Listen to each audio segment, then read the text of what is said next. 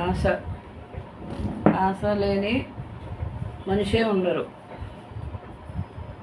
ఒకవేళ ఆశ లేదు అంటే మనిషే కాదు. వాళ్ళు దానిలో చాలా తృప్తి పొందుతారు.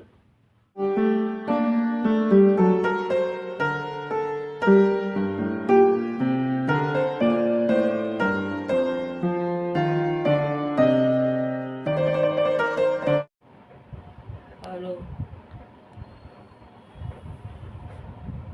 మై ఫ్రెండ్స్, ఈరోజు మనం ఆశ గురించి మాట్లాడుకుందాం.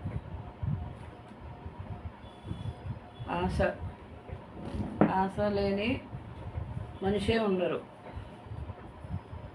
ఒకవేళ ఆశ లేదు అంటే మనిషే కాదు. ఎందుకంటారేమో, ఆ ఆశ అనేది మనిషిని బ్రతకనిస్తుంది. ఎవరినైనా సరే, డబ్బున్నాడు డబ్బు లేనాడు అని కూడా కాదు. ఎంత నిరుపేదైనా ఆశతోనే బతుకుతాడు. ఎంత కోటీశ్వరుడైనా ఆశతోనే బతుకుతాడు.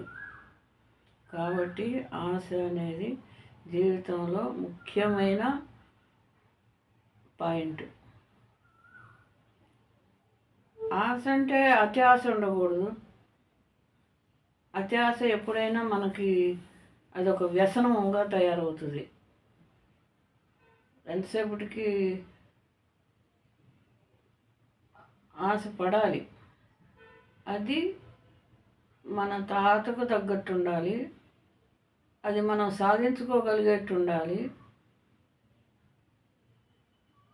ఇది ఈ చెప్పే విషయాన్ని మీరు నచ్చినట్టయితే లైక్ చేయండి, సబ్స్క్రైబ్ చేయండి. మీరు చివరిదాకా చూడండి. ఎందుకంటారేమో, ప్రతి అక్షరము ప్రతి పదం కూడా మనకి ఎంతో అవసరమైనవి. ముందు చూసి బాగుందలే అని మీరు లైక్ చేయొద్దు. చివరిదాకా ఏంట్లే చూసేది అని అనుకోవద్దు. ఎప్పుడైనా మీరు చివరిదాకా చూడండి. చూస్తే అందుట్లో ఏం అర్థం ఉందో అనేది మీకు అర్థమవుతుంది. ఇక ఆశ గురించి మాట్లాడుకుందాం. ఆశ ఫస్ట్ నా గురించి చెప్తాను. ఆశ నాకు ఎప్పుడూ నా కుటుంబము, నా పిల్లలు అంతవరకే ఉండేది. ఆలోచన కానీ ఆశ కానీ అంతకు మించి ఎప్పుడు నేను ఆలోచించగా.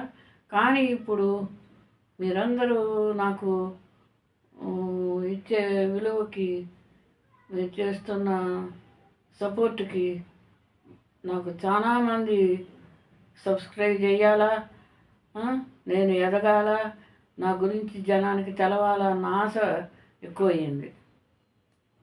ఇది ఆశ అంటే. అది వరకు ఆ ఆశని పెద్దగా లెక్క అనిపించలేదు. కానీ ఇప్పుడు పట్టుదలతో చేస్తున్నా, ఆశపడుతున్నా. ఇది విషయం. కాబట్టి ప్రతి మనిషి, పిల్లలు కానుంచి చనిపోయేవాళ్ళ దాకా ఆశ ఉంటుంది. ఆశ చిన్నపిల్లలప్పుడు తెలిసి తెలియని ఆశలు, వాళ్ళకేమీ తెలియదు. చాక్లెట్ కావాలనుకుంటారు, అంత లిమిట్లో ఉంటుంది వాళ్ళ ఆశ. ఇగో ఈ స్వీట్ కావాలనుకుంటారు, ఇగో ఈ పుస్తకం కొనుక్కోవాలి అనుకుంటారు, మంచి పెన్ను కావాలి అనుకుంటారు. ఇంత చిన్న చిన్న ఆశలు ఉంటాయి. ఈ ఆశలు తల్లిదండ్రులు నెరవేరుస్తారు. వాళ్ళంతటా వాళ్ళు సాధించగలిగే వయసు కాదు అది. వాళ్ళని అడుగుతారు, వాళ్ళు కొనిపెడతారు, వాళ్ళు సాధించుకోగలుగుతారు. అలాగే ఇప్పుడు మామూలుగా ఆశలో కూడా కొంచెం హెవీగా కూడా ఉంటాయి, లేదు కొన్ని చిన్న చిన్న ఆశలు ఉంటాయి. అప్పుడు మనం ముందు ఆ ఆశపడే దాని గురించి మనం ఆలోచించుకోవాలి. ఇది నేను సాధ్యం చేసుకోగలుగుతానా, అవుతుందా, నా ఆశ కరెక్టేనా అనేది ఆలోచించుకోవాలి.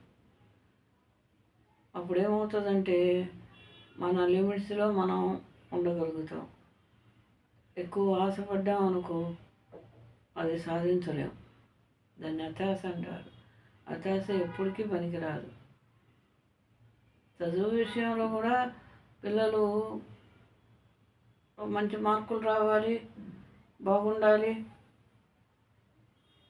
నేను క్లాస్ ఫస్ట్ రావాలి అని వాళ్ళు అనుకుంటారు. అందుట్లో తప్పు లేదు, అది వాళ్ళకి తగ్గ ఆశ. అలా ఆశపడి సాధించుకోగలిగితే మనిషి ప్రతి అడుగు కూడా సుసాధ్యంగా చేస్తాడు. అదే ఆశ తీరలేదనుకోండి, శాంతం డల్ అయిపోతారు. వాళ్ళు వచ్చే రిజల్ట్ కన్నా కూడా తక్కువ పడిపోతారు. కాబట్టి మనం ఎంతవరకు ఆశపడాలో అంతవరకే ఆశపడదాం. కాబట్టి పిల్లలకి మీరు కూడా ఇది వద్దురా, ఇది ఒకవేళ మిమ్మల్ని అడిగినా కానీ ఇది మన వల్ల అవ్వదురా అని ముందే చెప్పండి. మీరు కూడా ట్రై చేసి అది అవ్వలేదనుకోండి, అప్పుడు పిల్లలు అప్సెట్ అయిపోతారు. కాబట్టి ఇది మనకి సాధ్యం అనుకున్న దాన్ని సాధ్యం చేయండి పిల్లలకి. మనం సాధ్యం చేయలేము అనుకున్నప్పుడు పిల్లలకి నిదానంగా చెప్పండి, బాబు ఇది మనం చేయలేము, మన వల్ల కాదురా అని. నేను చదువులో వచ్చేసరికి నేను ఇదే చదువుతాను అన్నాడు అనుకోండి, మీరు దాన్ని అంచనా వేసుకోండి. ఎంతవరకు ఉంటుంది, ఇది ఖర్చు ఎంత, ఇది ఎన్ని సంవత్సరాలు పట్టుద్ది, ఇది ఎంతవరకు పిల్లాడు సాధ్యం చేయగలుగుతాడు అనేది మీరు ఒక ఎస్టిమేషన్ వేసుకొని దాన్ని బట్టి పిల్లాడికి అయితే అవుతుందని నడిపించండి ముందుకి. వాడి ఆశ తీరుద్ది. లేదనుకోండి, ముందులోనే ఆ ఆశని తప్పించండి. చెప్పండి, ఇది మన వల్ల కాదురా, నువ్వు చదివినా మేము ఖర్చు పెట్టలేము అని చెప్పండి. పిల్లలు మాట తోలుతారు, ఏదో ఒకటి అంటారు. అప్పుడు బరాయించింది వేరుంటుంది. వాళ్ళు తర్వాత అప్సెట్ అయ్యి వాళ్ళు ఏదో ఈ రోజుల్లో పిల్లలు చిన్న చిన్న దానికే ఫీల్ అయిపోతున్నారు. అలా కాకుండా మీరు నచ్చ చెప్పుకోండి. అలాగే ఉద్యోగాల విషయంలో కూడా మనకు సాధ్యమైనంత వరకు మనం చదువుకున్న దానికి కొంచెం తక్కువ వచ్చినా ఆశతో మళ్ళీ ఇంకో ఉద్యోగం చూసుకుందాం అనుకొని దాన్ని సరిపెట్టుకోండి. లేదు నాకు ఆ ఉద్యోగం కావాలి, నేను అదే చెయ్యాలి అనుకుంటే అది అవనప్పుడు మీకు తల్లిదండ్రుల మీద భారం అవుతారు. మీరు సంపాదించుకుంటా మీరు ఇంకో ఉద్యోగానికి ఆశపడినా అది తప్పు లేదు. మొదటి నుంచే అది కావాలి అని ఆశపడితే మాత్రం పట్టుబట్టి కూర్చున్నారనుకోండి, అది దురాశ అవుతుంది. ఇది మనం తెలుసుకోవలసిన విషయం. చిన్న ఒక్క పాయింట్లోనే ఉంటుంది, అది మనం తెలుసుకోవాలి. అలాగే భార్యాభర్తలు ఉన్నారనుకోండి, ఇప్పుడు భార్యకు ఉంటుంది ఏ నగలు చేయించాలనో, ఏ ఆళ్ళు పెట్టుకున్నారు వీళ్ళు పెట్టుకున్నారని మనసులో ఉంటుంది. అది మన తాహతను బట్టి పోవాలి. భర్తని విసిగించకూడదు. అది ఖచ్చితంగా కావాలి అని అంటే అతను మనసు కష్టపెట్టుకుంటాడు. నేను ఇవ్వలేకపోతున్నానే, తన ఆశ తీర్చలేకపోతున్నానని బాధపడతాడు. అలా కాకుండా మన ఆశని మనం తగ్గించుకొని మనకి ఎంతవరకు సాధ్యం అవుతుందో అనే దాన్ని ఆలోచించుకొని ఆడవాళ్ళైనా సరే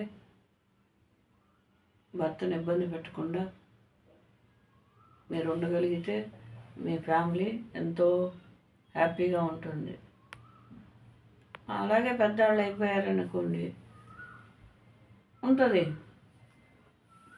మా పిల్లలు నన్ను బ్రహ్మాండంగా చూసుకోవాలి, నేను చిన్నప్పుడు వాళ్ళని బాగా చూశాను అనే ఆశ ఉంటుంది. ఆశ ఉండటంలో తప్పు కూడా లేదు. ఎందుకంటారేమో, వాళ్ళు అప్పటి వరకు ఎంతో కష్టపడి ఎన్నో ఆశల్ని చంపేసుకొని వాళ్ళ పిల్లల కోసం త్యాగం చేస్తారు. ఆ త్యాగం చేసినప్పుడు వాళ్ళకి కష్టం అనిపించదు. కనీసం తినే విషయంలో కూడా తినకుండా, బట్ట కట్టుకునే విషయంలో కూడా మంచి వేసుకోకుండా ప్రతి రూపాయిని పిల్లల కోసం దాస్తారు. అలాంటప్పుడు వాళ్ళు ఆశపడటంలో తప్పు లేదు. వాడది లాస్ట్ స్టేజ్ కాబట్టి అప్పుడు వాళ్ళకి పిల్లలు వాళ్ళ ఆశని నెరవేర్చాలి. వాళ్ళు అడిగిందంతా కాకపోయినా చిన్న చిన్న ఆశలు ఉండకుండా ఉండవు. అవి ఉన్నప్పుడు వాటిని నెరవేర్చాలి. వాళ్ళు దానిలో చాలా తృప్తి పొందుతారు. లేదు ఒక్కసారే ఇది అవుద్దా అవదా అని కాకుండా ఏ చిన్న ఆశ వాళ్ళకి తీర్చకుండా, ఏంటి నాన్న మమ్మల్ని ఇబ్బంది పెడుతున్నావు, ఏంటమ్మా ఏమి ఇప్పుడు అది లేకపోతే ఏంటి అని వాళ్ళని విమర్శించవద్దు. వాళ్ళ ఆశ కరెక్ట్ కాబట్టి మీరు సాధ్యమైనంత వరకు 4 అడిగారనుకోండి, ఒక్కటి తీర్చండి, వాళ్ళు చాలా తృప్తి పడతారు. మీరు 4 తీర్చాలని లేదు. ఒక్క ఆశ చిన్నదైనా సరే, కనీసం బజార్ నుంచి వస్తా 4 పళ్ళు కొనుక్కురండి, వాళ్ళు చాలా సంతృప్తి పడతారు. ఇది ఆశని మనం అవతల వాళ్ళని వాళ్ళ ఆశల్ని అర్థం చేసుకొని మనం తీర్చాలి. అలా తీర్చటంలో అనేది మీ గొప్పతనం. వాళ్ళకి ఆశ తీరటం అనేది వాళ్ళ అదృష్టం. కాబట్టి ప్రతి వాళ్ళు మించిన ఆశలకు పోకుండా మనకు తగ్గినంత వరకే ఆశపడి ఆ ఆశని నెరవేర్చుకున్నప్పుడు ఆ హ్యాపీ చాలా గొప్పగా ఉంటుంది. ఇది ఆశ అనేదానికి మనం ఇవ్వాల్సిన విధానం. కాబట్టి ప్రతి వాళ్ళు ఆశపడండి, దాన్ని నెరవేర్చుకోండి, సాధ్యం చేసుకోండి. అప్పుడు మీరు గొప్ప అనుకుంటారు, మీ స్థాయి పెరిగిందని అనుకుంటారు. అప్పుడు ఉండే మీలో ఉత్సాహం ఇంకా పెరుగుద్ది. కాబట్టి నేను చెప్పింది మీరు ఆలోచించుకోండి. నచ్చినట్టయితే లైక్ చేయండి, లేదు నచ్చలేదనుకోండి, ఇది అవుతుందా అని మీరు కనుక దాని గురించి నేను చెప్పింది నాకు కరెక్ట్ అనిపించవచ్చు, అందరికీ కరెక్ట్ అనిపించదు. అలాంటప్పుడు మీరు కామెంట్ చేయండి, నేను మార్చుకుంటాను. నా ఆశను మీరు నెరవేర్చండి. ఎందుకంటే నాకు అతి ఆశ ఉందో మామూలు ఆశ ఉందో నేను చెప్పలేను. ఓకే.